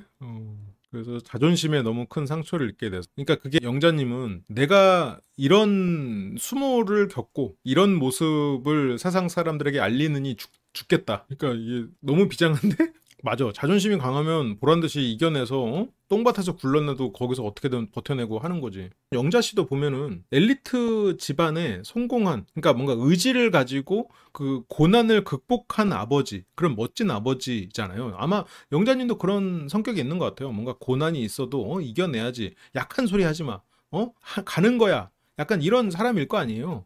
아버지도 그렇게 살아서 학생일 때 애를 낳다가 교수까지 되는 그 과정을, 물론 뭐 아기 때니까 딱 직접 보진 못했을 수도 있어도 어쨌건 그런 가풍이 있었을 거 아니야. 약간 영자님의 집안은 좀 하면 된다 느낌이 있을 거 아니야. 그러니까 약간 그런 걸로 하면 된다 정신으로 쓰러지지 않고 무너지지 않고 뭐든지 이겨내면서 항상 정도를 걸어왔는데 나에게 이혼? 이것은 내가 용납할 수 없다. 이거는 죽음으로 우리의 가문의 수치를 그렇게, 이게 되게 수치스러웠다에 가까운 거지. 그러니까 내가 이렇게 아버지 명예에 먹칠을 했네요. 이 수치를 할복으로 제가 갚겠습니다. 약간 이렇게 정말 비장하게 생각했던 것 같아요. 근데 좀 극단적이다. 극단적이긴 해. 자존심도 세고 뭔가 엄격한 사람일 수 있겠지. 스스로에게 어떤 할복을 언급할 정도면 굉장히 자기 자신에 대해 엄격하고 자기에게 엄격한 만큼 타인에게도 엄격하고, 그러니까 자비로운 상사이기보다는 엄격한 상사일 거고, 하면 된다. 지금 머릿속에 마인드가 일단 그런 마인드지. 그게 영자님인 것 같아. 강인한 정신, 하면 된다. 수치스러운 모습을 보일 바에야 할복. 그게 실은 회피형의 모습이기도 한데 한편으로는 일단 이게 회피형일지 아니면 그냥 강인한 정신의 소유자일지는 좀 봅시다. 근데 확실히 강렬하네요. 이 표현 자체는. 시보 현숙님이 지금까지는 인터뷰에서의 말로는 가장 강렬한 인상이었는데 지금 그거를 살짝 뛰어넘은 것 같아. 그래서 어쨌건 좀 봅시다. 영자님에 대해서는 앞으로 영자님의 또 활약이 있을 것 같아요. 그러니까 이번에 출연자들은 다들 자기 세계가 진짜 강해가지고 개성도 넘치고, 과거에는 제가 엄청 잘났다고 생각했던 것 같아요. 영자님은 내가 옳고 하면 된다 정신으로 그렇게 살아왔던 것 같아. 강인한 정신. 그러다 보니까 내가 옳고 나만큼 하면 너네도 잘할 수 있어. 약한 말 하지 마. 이게 영자님의 기본 마인드고, 그러다 보니까 이 남자한테 잘하면이라는 게 이렇게 예를 들어서 진짜 극단적으로 표시할게. 아까 내가 이 남자를 채찍질하고 이 남자에게 더 의욕을 주면서 하면 된다 정신으로 의지를 갖게, 그렇게 하면 이 남자가 변할 수 있고, 난 그게 아닌가 싶어. 그러니까 이 남자한테 잘하면이라는 게 이 사람을 확실하게 내가 길을 제시해주고 이 사람에게 어떤 옳은 길을 언급해주고, 영자님이 채찍질이라고 생각하진 않았겠지. 그러니까 그냥 옳은 길을 얘기해주고 그걸 기다려주지만 계속해서 잘하라고, 더 잘하라고 얘기하고, 아버지가 나에게 어떤 기대를 했고 이렇게 엄격함처럼 그러지 않았나. 그렇게 내가 이 사람에게 잘할 수 있도록 내가 노력하면 이 사람이 변할 수 있고, 막 우린 뭐든지 헤쳐나갈 수 있고, 영자님은 노력하면 된다는 사람이야. 그런 면에서 평범한 사람이었으면 아우 그렇게까지 하지 말자, 좀 쉬자, 예를 들어 이렇게 나오는 거지. 근데 영자님은 뭘 쉬어? 인생이 쉴 때가 있는 줄 알아? 노력해야지. 우리 아버지는 노력하면서 애 낳으면서 공부를 해서 교수가 됐는데 뭘 쉬어? 그게 영자님의 디폴트 값이야. 아버지의 그 노력을 해서 성공한 게 남자의 디폴트 값이면 보통 사람 입장에서 그걸 채우는 게 어려울 수도 있어. 그래서 이런 오만과 교만의 집합체가 이혼이 된 거죠. 말이 굉장히 현학적이긴 한데 그 영자님의 저 말은, 오만과 교만은 내가 생각하는 것이 옳고 내 말대로 해, 하면 된다, 의지를 갖고 극복해. 그 영자님이 과거에 내가 오만했다는, 지금 그러니까 영자님은 그 시절을 반성하고 있는 거예요. 반성하고 있기 때문에 오히려 더 내가 이런 말을 할 수 있는 거지. 지금 그거에 대해서 내가 오만했다, 내가 교만했다라고 얘기를 하는 거지. 그러니까 이게 구체적인 사례가 드러나지 않았지만 여기서 이게, 그러니까 내가 그냥 잘하면 변화할 수 있다고 생각했는데 아, 내가 너무 오만했다. 이건 좀 맥락이 있을까지. 그러니까 내가 이 사람을 너무 변화시키려고 했던 거야. 그리고 그 변화의 기준이 나거나 혹은 아버지가 기준이 되면 그거를 맞출 수 있는 남자는 많지 않아. 그렇다면 원하는 이상형은 13기 광수 그리고 20기 광수. 이 두 사람의 공통점은 기본적으로 스마트한 사람이고 세상 경험이 많은 사람들이야. 제법 많은 사람들이야. 그리고 13 광수 같은 경우에는 특히나 그 아버지와의 서사가 있고, 그리고 좋은 아버지가 되고자 하는 사람이고, 책임감이 강하고, 그리고 바닥을 나름 찍어본 사람이니 이제 그런 것들, 뭔가 의지로 인생을 극복해 본 것, 그런 부분을 좀 선호하는 것 같아요. 지적이고 의지가 있는, 도끼와 의지가 숨어 있는 것 같은 그런 사람들을 선호하는 것 같아요. 키는 커야 된다는 거죠. 그게 결국 그 아버지의 모습일 것 같아. 아버지가 성공하는 과정의 그런 모습들을 투영해서 생각하는 것 같아요. 단순히 뇌생남만은 아니지. 그렇게 자기 세계가 딱 있는 분들이 좋아요. 그래서 과학자 아버지를 보고 자라서 그런지 모르겠지만, 그렇게 이제 영자님은 과학자 아버지를 보고, 그리고 이상형도 광수로 골랐어요. 영자님도 확실히 자기 세계가 있는 것 같다. 일단 두고 봅시다. 그리고 5번째, 옥수님이죠. 만화 속 비주얼을 뽐내는, 냉탕과 온탕을 오가는. 감정적이라는 거 아니야 이거? 차가움과 다정함, 따뜻함? 감정적이라는 것 같은데. 반전의 냉미녀, 차가운 미녀. 이거는 외모고 어떤 열정적인 모습을 또 보이나 보지? 열정적이고 감정적인 모습. 광수가 왔군요. 광수가 차에 짐이 더 많고. 옥순 씨의 등장으로, 그때 옥순 씨 등장했을 때 그래서 사람들의 이목을 단번에 끈 옥순님은 드레스를 입어본 적이 없대요. 결혼을 안 했어. 그래서 현재 법적으로는 미혼모. 옥순님도 앞으로 잘 지켜봐야 될 것 같아요. 조금 충동적인 면은 있는 것 같아. 좀 과하게 표현을 할게요. 좀 과한 편이야. 세상과 이성, 남성을 만만하게 보는 생각이 있는 것 같아. 그런 면이 있는 것 같아. 자기 맘대로 될 줄 아는? 근데 어쨌든 결과적으로는 지금 아이와 열심히 살고 있으니까 나쁘다는 건 아니고요. 어린 나이도 아니었고 늦은 나이에 임신을 했으니까 당연히 책임지는 게 맞다고 생각해요. 아, 이건 당연하지. 그건 맞다고 생각해요, 나도. 그런데 직장 상사분, 선으로 만났어. 그러니까 이게 선으로 만났으니까 또 이게 옥순이 입장에서는 이 사람이 직장 상사의 소개니까 뭐랄까 보증된 사람인 거잖아. 검증된 사람이라고 생각하는 거잖아. 검증된 사람이고, 그리고 그렇게 해서 만난 사람이니 믿었고, 그리고 그게 어쨌든 소개팅이라고 할지라도 상당히 진중한 소개팅, 뭐 어쨌든 아는 사람의 소개니까, 그러니까 결혼을 하겠구나라고 생각을 했을 수 있겠지. 그래서 소개팅이 많이 들어오는데 주변 어르신한테서 솔직한 말로 외모를 보다 보니까 그중에도 키가 크고 잘생긴 전남편한테 바로 넘어가 버렸다. 그러니까 외모를 그렇게 봐서 넘어가는데, 그래 좋아, 외모를 봐서 넘어갔어. 그런데 외모가 훌륭한 사람이야. 그런데 재미는 없었대. 그래도 이 사람이 좋았어. 왜? 아니, 딱히 좋았다고도 안 했어. 그러니까 외모가 훌륭하다는 거 일단 하나야. 그러면 옥수님은 누군가 이성을 그렇게 막 엄청나게 좋아해 본 적이 있을까? 오히려 없지 않을까 싶어요. 그리고 외모는 어쨌건 이 사람과 내가 그래도 좀 이성적으로 끌리는 조건이어서 외모가 훌륭한 사람을 찾는 걸 수도 있겠지만, 이 정도는 돼야 나를 만나지라는 마음일 수도 있을 것 같아. 어쨌건 여기서도 술, 담배 안 하고, 친구도 없고, 취미도 없고, 집돌이, 그리고 고양이 키우고, 게임도 안 하고, 그리고 조금 하는 거는 헬스. 그러면 이 사람은, 이런 남자는 어떤 남자일까? 그러니까 이런 사람을 멋있어 하는 사람이 있거든요. 이런 사람을 좋아하는 거는 이 사람이 이런 사람인데 이 사람과의 시간이 행복하다면 이게 이상형이 될 수 있어. 그러니까 이런 사람인데 집을 조금 하는 거는 집에 살 수밖에 없고, 그럼 무슨 재미로 사귀어요? 맞아요, 재미가 없었어요. 이게 이상한 포인트야. 이게 이상한 포인트야. 무슨 말이냐면 집에만 있어. 아무 취미도 없고 친구도 안 만나. 365일 집에만 있는 거야. 그런데 그 사람이 재미가 없어. 그러면 이거는 지옥이거든. 그냥 나가줬으면 좋겠어. 그러니까 일부 부부들이 남편이, 그러니까 코로나 때 의외로 이혼을 많이 했어. 남편이 집에서 재택근무를 하면서 아내들이 갑자기 우울증에 빠지기도 해. 남편이 집에 있으면 좀 나갔으면 좋겠어. 재미가 없고 지루하고. 그러니까 이 사람과의 시간이 너무 재밌었어요. 그래서 그게 이상형이었어요. 이거는 이해가 가거든. 근데 지금 앞에 나온 그 얘기들을 이상형이라고 생각하는 것까지는 오케이야. 근데 재미가 없대잖아. 이 사람과의 시간이 재미가 없대잖아. 그런데 그 사람이 친구도 없고 아무것도 안 하는 사람이라는 게 그게 왜 장점이 돼? 아이의 아빠로서 아이에게 시간을 다 보낼 테니까 오케이. 아, 그랬을 수도 있지. 그렇다면 남편은 내가 사랑하는 남자에서 이 사람의 장점이 장점인 게 아니라 이 사람은 수단으로서 존재하는 거잖아. 내가 조금 강하게 세게 말하는 면은 있어요, 지금. 원래 결혼은 어떤 수단으로서 상대를 바라보는 면도 있죠. 그거 아예 배제할 수는 없지. 그게 조건이라고 하는 거고. 그러면 옥수님은 이 결혼을 이 사람이 좋고 나를 위한 결혼은 아니었던 거야. 아이의 아버지로서의 존재가 필요했던 거지. 아이만 바라봐줄. 아이에게 충실할. 아니면 나에게 충실할. 그러니까 남자 입장에서도 이 사람이 나를 사랑하긴 하나? 이 사람이 나를 존중하나? 그러니까 남자 입장에서도 처음에는 옥순 씨가 너무 아름답고 이러니까 혹해서 아 결혼하고 싶다 이렇게 했는데 만나면서 옥순 씨가 나를 사랑할까? 나를 너무 수단으로 보는 게 아닐까라고 두려워지는 거지. 아름다움은 익숙해지거든. 그러니까 처음에는 너무나 선을 보고 아니 소개팅으로 만나가지고 너무 좋아서 결혼이고 뭐고 다 좋아. 이 사람과의 시간도 너무 좋고. 그런데 옥수님이랑 있는 그런 시간에서 마음속에서 불안이 올라오는 거지. 이 사람이 나를 진짜 사랑하는 것처럼 느끼지 않으니 이게 내가 그 남자를 옹호하는 거 아니야? 이거는 100% 옥순 씨가 희생을 했고 옥순 씨가 너무 옳은 선택을 한 거야. 너무 좋은 사람이지. 아이를 책임지고 아이를 키운다는 건. 그리고 아이에 대해서 지금 저렇게 떠나버린 건 완전히 나쁜 사람이죠.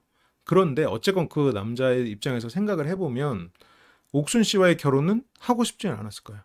옥순 씨는 이 남자는 내가 사랑하는 남편으로서 이 사람을 바라보진 않았던 것 같아. 그러니까 남자도 그걸 느꼈을 거고 옥순 씨는 이 남자보다 가정 그리고 내 아이 그리고 내 아이의 부모로서의 역할을 해주길 바랬던 거지. 지금 여기서 이 남자가 좋았던 이유 재미가 없어. 그래 오케이 외모까지는 그렇다고 쳐도 아무것도 안 하는 세상에 어떤 낙이 없는 그런 사람이고 근데 재미까지 없다고? 그러니까 남편 입장에서는 이 결혼에 대한 확신이 없었을 수도 있겠지. 그러니까 보통 키도 되고 인물도 되는 입장이 남자 입장에서 생각해봐요. 그러면 그 남자 입장에서는 항상 연애를 할 때 사랑을 받았을 거야. 사랑받는 조건 중에 몇 가지가 있는데 그 중에 조건은 잘생긴 겁니다. 그러니까 어쨌건 이 남자분은 굉장히 사랑받고 자기를 사랑해주고 나를 좋아하는 여자들이 어떻게 행동하는지를 겪어온 사람이란 말이야. 그러니까 예를 들어서 얼굴이나 이런 게 뭐 별로인 예를 들어서 그냥 좀 찐따 같은 사람이었으면 옥순 씨가 이렇게 나를 별로라고 생각해도 땡큐야 너무 감사해 아이고 감사하죠 아이를 낳는다고 아유 땡큐죠 아유 그래도 제가 평생 책임지겠다 할 수 있지. 근데 이 남자는 아니라고. 이 남자는 사랑받는 경험이 익숙한 사람이야. 익숙한 사람이었을 가능성이 커요. 옥순 씨의 어떤 표현이나 이런 부분들이 처음에는 옥순 씨가 너무 아름답고 이러니까 그거에 꽂혀서 연인으로 했어. 그런데 결혼으로 가자니 내가 이렇게 나를 사랑하지 않는 것 같은 여인과 평생을 할 자신이 없는 거야. 내가 인생에서 두 번째, 세 번째로 밀릴 것 같거든. 지금 옥수님이 바로 넘어갈 정도로 지금 키도 크고 잘생겼으면 얼마나 키도 크고 잘생겼겠어. 그렇게 외모가 훌륭한데 이 사람이 말하는 내가 저렇게 아무런 취미가 없어서 예를 들어서 옥순 씨가 불안애착이야. 불안애착이어서 이 사람과 한시도 떨어지기가 싫어. 그렇다면 앞에 내용들이 장점이 될 수 있지. 그렇죠. 그러니까 재미가 없었대. 내가 진짜 이 남자를 사랑하는 게 맞을까? 본인도 고민했는데 남자는 고민 안 했을까? 이 여자가 나를 진짜 사랑하는 게 맞을까? 고민했겠지. 당연히 남자도 고민했을 거야. 그래서 신랑감으로는 최고. 저게 뭐랄까 이제 더 이상 사랑에 대한 의미보다 인생이나 생활이 중요한 좀 약간 나이가 있는 어르신들이라면 저렇게 말할 수 있어요. 야 외모가 밥 먹여주냐? 야 사랑이 밥 먹여줘? 야 그냥 어디 뭐 아무것도 모르고 이렇게 그냥 가족만 아는 그런 사람들이 최고야. 이럴 수 있지. 근데 헤어짐을 앞두고 출산 문제로 전 남편과는 의견이 갈라져 버린 후 아이가 생기고 남자는 어쨌건 근데 아이가 생기는 그 전에 옥수님과의 관계에서 이별을 원했겠지. 그렇다고 저렇게 무책임하게 가버리는 거는 말이 안 되지. 저 남자는 솔직히 뭐 일말에 뭐랄까 포장의 여지가 없어. 근데 이거는 옥수님도 평범하진 않았다. 그렇게 갈라져 버리고 서로 연락을 두절한 채 임신 4개월 차에 헤어지고 남자는 아마 내가 연락을 두절해버리면 얘가 애를 지우겠지라고 생각을 했을 것 같아요. 고집불통이다. 그러니까 남자 입장에서 생각해보면 나는 너랑 결혼 안 할 거야. 근데 너 지금 애로 나랑 결혼하고 싶구나. 너 진짜 고집불통이다. 야 그런다고 내가 너랑 결혼할 것 같아? 야 됐어 안 해. 너랑 결혼 안 할 일 없으니까 네가 알아서 해. 하고 끝내. 그러면 남자 입장에서는 지가 뭐 애 안 지우고 배겨? 이렇게 됐겠지. 그런데 옥수님은 얘 남자보다 자기 아이를 더 사랑했어. 그리고 그 책임을 지고 싶었고 남자 입장에서도 아이를 낳을 거라고 생각은 못했을 것 같아. 근데 이제 출산 당일날 아기 사진 올리니까 그때 이제 연락이 온 거야. 낳았냐? 결국엔 그러니까 이 말을 딱 보면 이 남자 입장에서 옥순 씨가 어떤 느낌이었는지 알 것 같죠. 참 너는 정말 네 멋대로구나 라고 옥순을 보는 거야, 이 남자는. 그게 실은 이 남자 입장에서는 옥순과 결혼할 수 없는 이유기도 했지. 그래서 뭐 낳는다고 했잖아. 그래도 아이가 실수로 태어난 아이가 될까봐 전전긍긍하는 마음이 늘 들어요. 아이가 실수로 태어난 건 아니지. 어쨌건 옥순님의 선택이고 소중한 아이지. 아이가 커갈수록 더 느낄 거고. 아이가 지금 한 몇 살이지? 한 4살쯤 됐나? 저 정도면? 그럼 사랑으로 낳은 거지. 저게 뭐 실수로 낳은 건 절대 아니죠. 그리고 돈만 많으면, 엄마가 개고팔 얘기지만 돈만 많으면 사유리처럼 둘째를 또 갖고 싶은 생각까지 들었어요. 그러니까 이거는 현실적으로 둘째를 갖겠다 그런 의미가 아니라 그만큼 내 아이가 이쁘고 사랑스럽고 이 시간이 너무 소중하다는 뜻이겠지. 그런 뜻으로 한 말일 거고. 그렇죠. 그 남자와도 그런 트러블이 생길 수 있는 거고. 근데 그게 남자 입장에서는 잘 이해가 안 가지. 막상 그 혼자서 아이를 낳으면 여러 가지 이제 좀 힘든 부분들이 있으니까 아이도 또 힘들 부분, 분명히 어떤 결핍이 생길 수 있는 가능성이 큰 부분이 있으니까 또 노력을 해야지. 그래서 둘째도 갖고 싶은 생각이 들어요. 진짜 아기가 너무 좋아서. 둘째도 갖고 싶은 생각이 들으면 진짜 이거 영훈님하고 그러면 잘 되는 거 아니야? 영훈님은 지금 아이를 낳고 싶어 하고 그렇게 홀로 아이를 키우며 연애는 꿈도 꿀 수 없었던. 쉽지 않다. 누굴 만나면 고통을 나눌 뿐이지 행복하지 못할 것 같아서. 옥순에게도 아이는 사랑의 존재지만 고통이기도 했잖아요. 사랑, 어쨌건 이 사람을 사랑하지 않았어도 가정을 이룰 기대를 배신당한 거니까. 근데 이제는 조금씩 그 정신없던 시절은 지난 거지. 아이가 진짜 인간이 되는 데까지는 조금 시간이 걸려요. 이 말을 아이를 키워보신 분들은 알아. 아이를 키워보신 분들은 아이가 처음에 갓난 아기로 딱 오면 그게 약간 그냥 엄마 뱃속에서 나왔을 뿐이지 아직 그냥 엄마 뱃속에 있는 상태야. 약간 인간이 아직 덜 됐어. 그래도 한 1년, 2년 그렇게 지나고 걷고 이래야 이제 좀 되거든. 혼자서 아이를 그렇게 키우면서. 그래서 생활도 안정적으로 되고 하니까 가족이 있으면 좋겠다.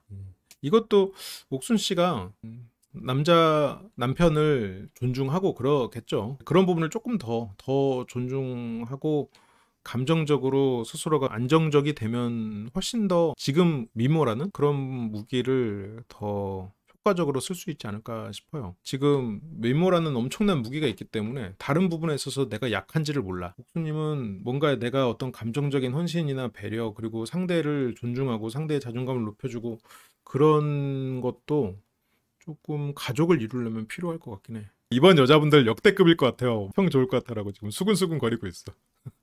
돌싱 중에서 제일 나은 것 같다고?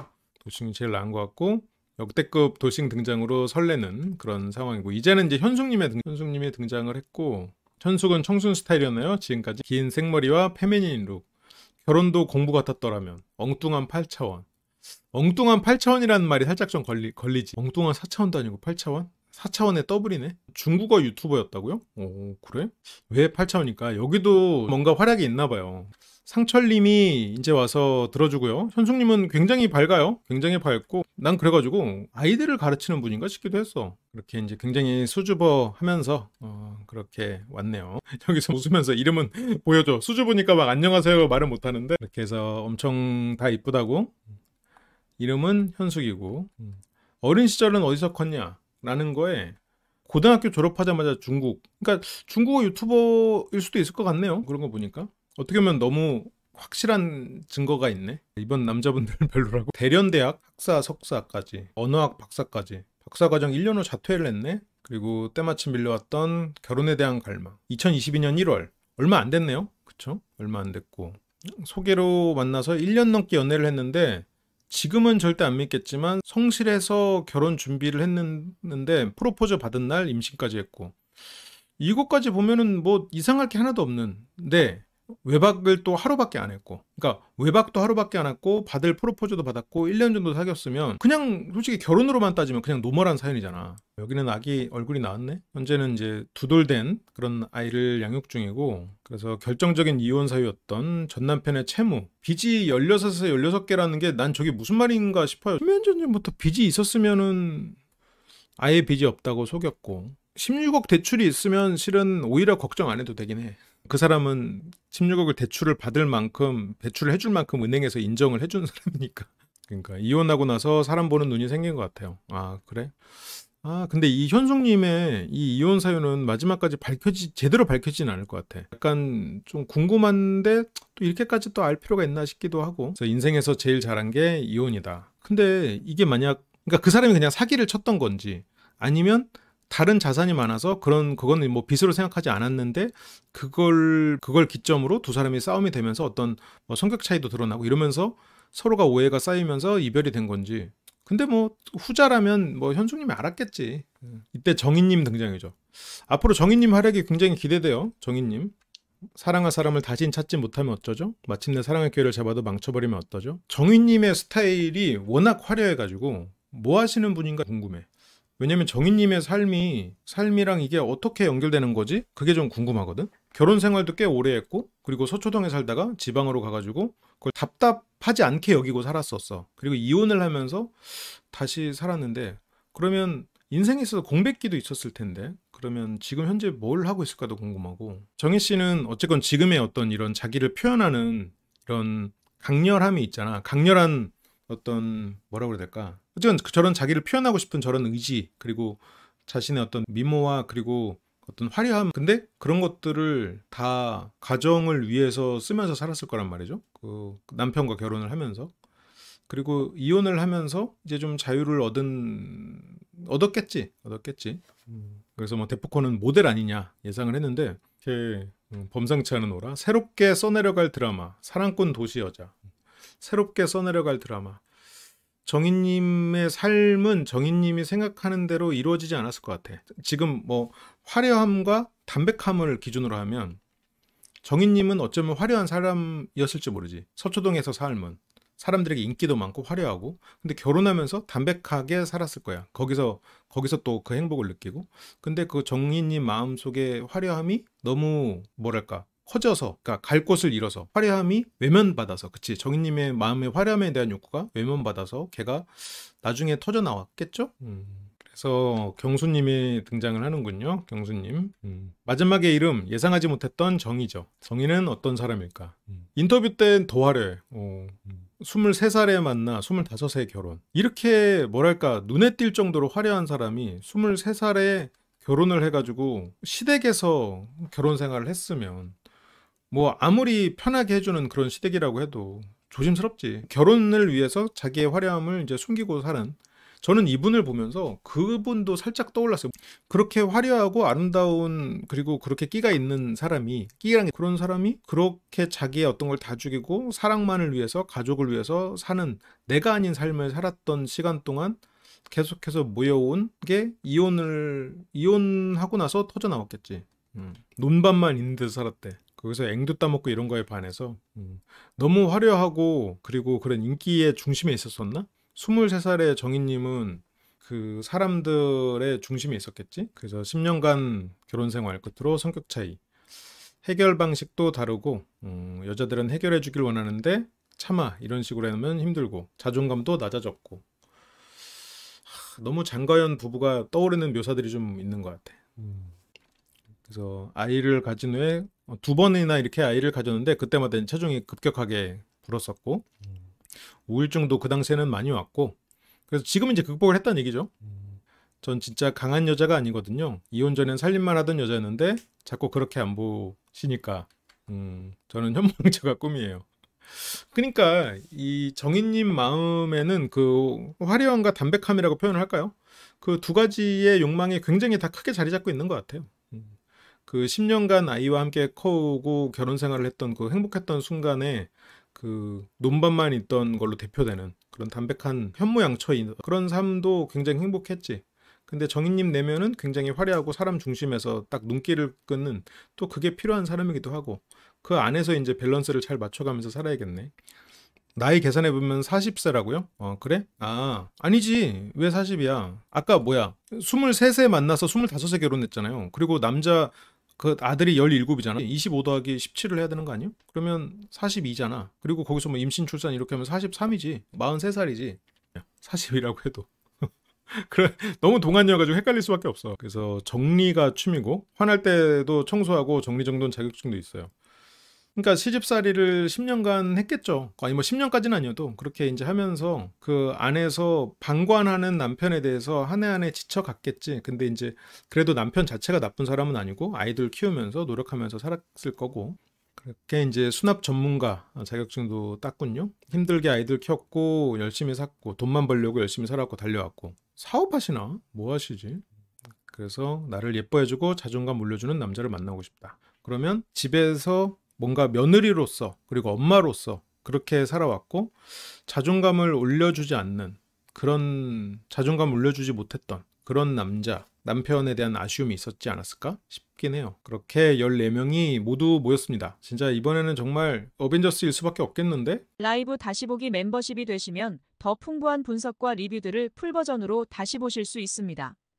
심리대화 학교 멤버십이 되시면 주말 특별 라이브를 통해 소규모 그룹 카운셀링과 심리대화 훈련을 하실 수 있습니다. 설명란을 참조해주세요. 항상 시청해주셔서 감사드립니다.